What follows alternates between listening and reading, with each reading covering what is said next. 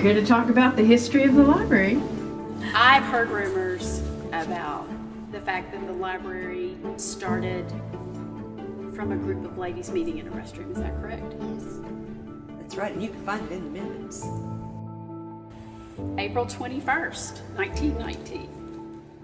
The Board of Directors of the Library Movement, oh my gosh, that's great, met in the ladies' restroom in the bank of Blount County building for the purpose of organizing.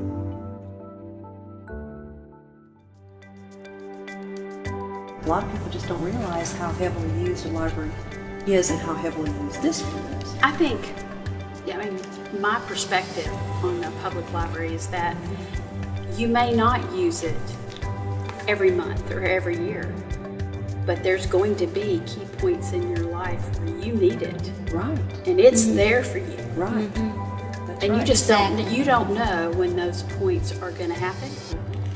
And it's important that the library be a source.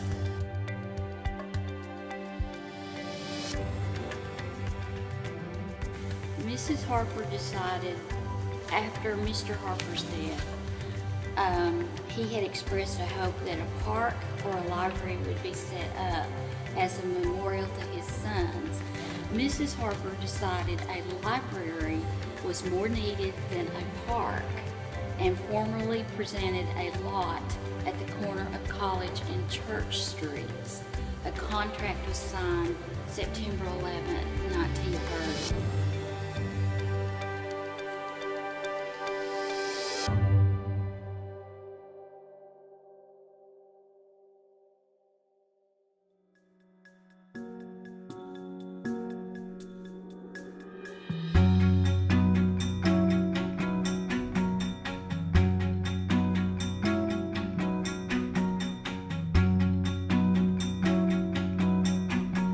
I think I said it in a board meeting, we have got to get on this bandwagon because when technology comes up with a new thing like VHS, boom, it takes off.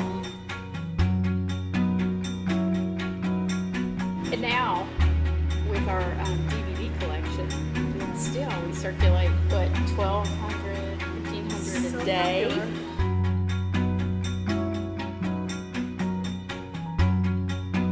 And I would say the biggest change that I've seen in the, more than 20 years I was here was the introduction of technology. That's been the biggest impact, whether it was technology that we used for information dissemination or whether it was the technology we used to do our jobs.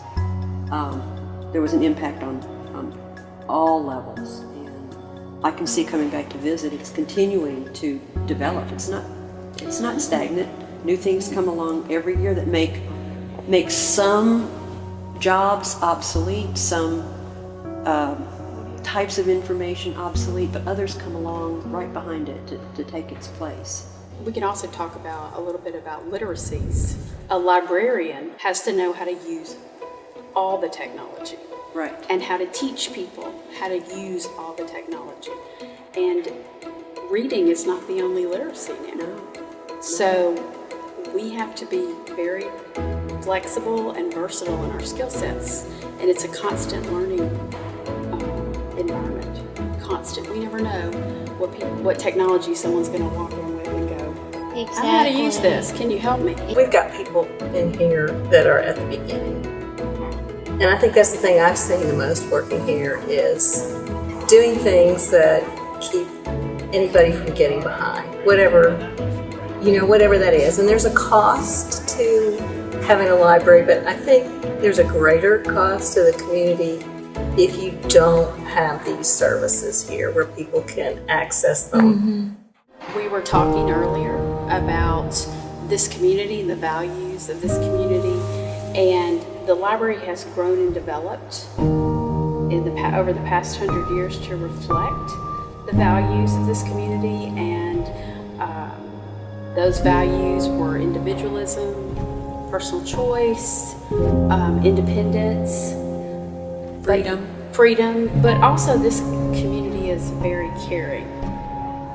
They work together. When I took this job, there were 3 reasons I took this job. The first one was because the staff was amazing and they were so passionate about what they did. The second one was because the Friends group here is incredible. They have contributed so much to this library. And the third was because this community cares and is very invested in not just the library, but all the public institutions that exist here. And so as the library has grown and developed, it has grown and developed along with the community and adapted and changed to meet those needs, whatever those needs might be.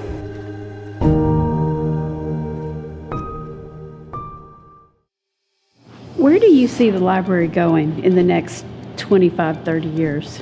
We'll start offering programs that we can't even visualize now. Yeah, it's wonderful, and as long as we keep an open mind about it and stay progressive, I think that will happen.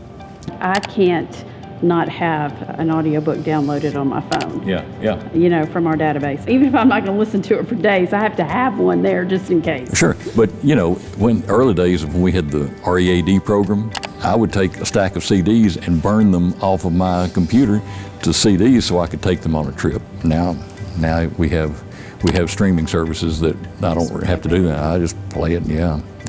I'm the same way. The library is tied to the community, and our role has really moved into community center, or a center for learning and sharing and generating new knowledge. Sure. How would you like to see the library serve the community? Right now, I think the library is full all the time. And I think a testament to that is when I see the chamber or one of the cities or the county bring in a business prospect, they take them 2 or 3 places. They take them to the city hall or the county commission, the library, and the hospital. And having a community library and a community hospital are 2 of the big things that they really want to see before they come to a community.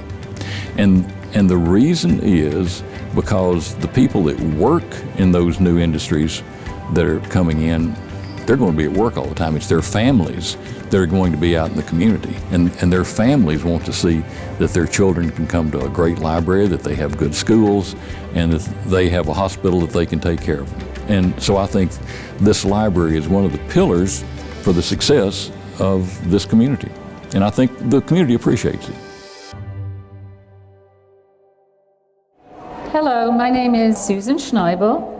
I'm a member of the library's Board of Trustees, and I'm here today to welcome you all to the 100th birthday celebration of this wonderful library. A lot has changed over the past 100 years, but in essence, the mission of the library has remained the same, namely to serve the needs of our community. Libraries are first and foremost about people. The heart and soul of a public library can be found in the people of the community, and the people of Blount County love this library. In 1891, let's go back, the Industrial Revolution was kicking in, social climate was gearing up and percolating. People were getting very adept to wanting to learn more and grow. The roads weren't paved yet, outhouses were still in use.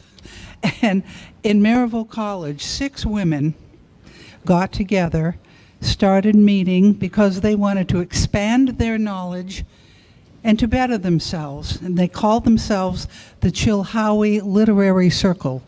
And on the afternoon of October 24th, 1919, the first public library of Maryville was opened at the Gamble Waller Building. Hello, I'm Lamar Alexander, and I have a great many memories about visiting the Blount County Library. It was always very important to the Alexander family. For 100 years, the Blount County Library has helped our children read, learn important leadership skills, and attend college. So thanks to all you do to make Maryville the best place to live in the world, and I congratulate you on 100 years of leadership and service to Blount County.